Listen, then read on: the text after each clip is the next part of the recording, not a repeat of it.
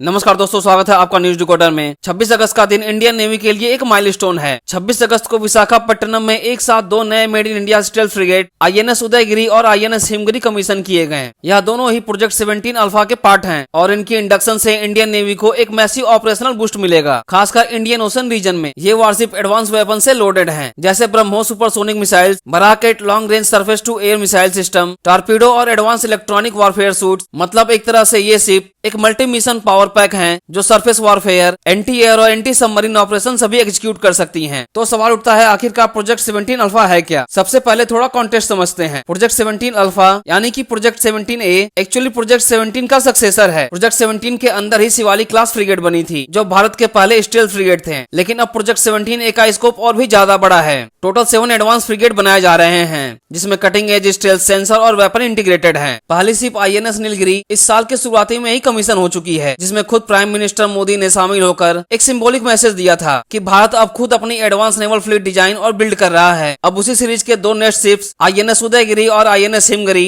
Indian navy की fleet में शामिल हो गए हैं। आईएनएस उदयगिरी और आईएनएस हिमगिरी दोनों एक साथ नेवी की फ्लीट में ऐड किए गए और यह एक रेयर ओकेजन है क्योंकि आईएनएस उदयगिरी को Mumbai based Mazagon dock ship builders limited ने बनाया है, वहीं आईएनएस हिमगिरी को Kolkata based garden reach ship builder and engineers ने कंस्ट्रक्ट किया है। ये दोनों ही warship integrated modular construction method से बनाए गए हैं। इसका मतलब यह है कि शिप के अलग अलग ब्लॉक्स पहले से ही और फिटेड करके असेंबल किए गए। इससे न केवल कंस्ट्रक्शन का टाइम कम होता है बल्कि क्वालिटी कंट्रोल भी इंप्रूव होता है। दोनों फ्रिगेट का डिस्प्लेसमेंट 6700 टन से ज्यादा है जो शिवालिक क्लास से 5% बड़ा है, लेकिन साइज के बावजूद इनका हल और सुपर स्ट्रक्चर सीकर बनाया गया है जिससे रडार क्रॉस सेक्शन काफी कम हो जाता है। और इनके स्टेल्थ फीचर में radar absorption coating, composite material in super structure, infrared separation exhaust, plus mounted weapons and enclosed decks शामिल हैं। मतलब अगर एनिमी रडार या थर्मल सेंसर से डिटेक्ट करना चाहे तो इनकी सिग्नेचर काफी लो होगी और इसका सीधा फायदा होगा ओपन ओशन कॉम्बैट सिनारियो में। अगर प्रोपल्सन एंड इंडोरेंस की बात करें तो ये सिर्फ combined diesel and gas propulsion system use करते हैं जिसमें 2 डीजल इंजन और 2 गैस टर्बाइन का हाइब्रिड कम्बो होता है। इस सिस्टम से शिप्स 28 नॉट से ज्यादा की टॉप स्पीड अचीव कर सकते हैं और लगभग 5500 नॉटिकल मील्स की एंड्योरेंस रखते हैं और एक इंटीग्रेटेड प्लेटफॉर्म मैनेजमेंट सिस्टम इन्हें कंट्रोल करता है, मतलब ज्यादा एफिशिएंसी और ऑटोमेशन। अगर बात करें वेपन्स और सेंसर की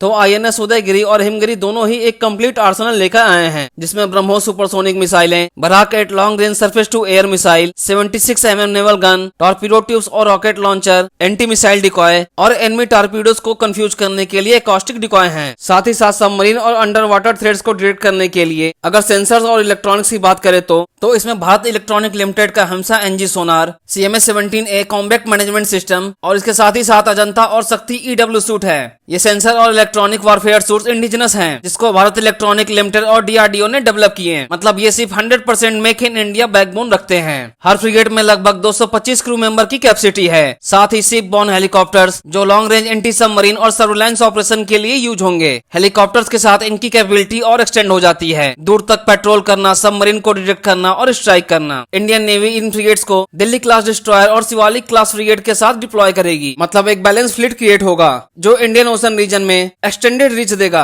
मलक्का स्टेट से लेकर अफ्रीका के कोस्ट तक। और सोर्सेज के हिसाब से अगले 1 साल के अंदर ही और 4 P-17 alpha frigates Taragiri, Mahendragiri, Dunagiri और विंध्यगिरी कमीशन किए जाएंगे। मतलब टोटल 7 फ्रिगेट इंडियन नेवी के पास होंगे। ये वारशिप सी ट्रेड रूट्स को प्रोटेक्ट करेंगे, ब्लू वाटर ऑपरेशन को सपोर्ट करेंगे और एयरक्राफ्ट कैरियर के साथ पावर प्रोजेक्शन मिशन को एग्जीक्यूट करेंगे। तो इसका पूरा कंक्लूजन ये है कि आईएनएस उदयगिरी और हिमगिरी सिर्फ वारशिप नहीं है बल्कि एक स्ट्रेटेजिक स्टेटमेंट है। यह दिखाता है कि भारत अपनी मैरीटाइम सिक्योरिटी के लिए खुद अपने एडवांस प्लेटफॉर्म बनाने की कैपेसिटी रखता है। इंडियन ओशन रीजन में कंपटीशन और थ्रेट्स बढ़ रहे हैं। चाइना की नेवल एक्सपेंशन, प्राइवेसी और चोक पॉइंट्स की वर्नेबिलिटी सब भारत के लिए चैलेंज हैं। ऐसे में ये नए स्टेल्थ फ्रिगेट इंडियन नेवी को एक डिसाइसिव एज देते हैं। हालांकि आपको क्या लगता है, P-17 अल्फा फ्रिगेट्स के आने के बाद भारत की मैरीटाइम सिक्योरिटी एक नए लेवल पे पहुंच पाएगी? कमेंट करके हमें बताएं और इसी तरह के कंटेंट के लिए हमारे चैनल को सब्सक्राइब करें।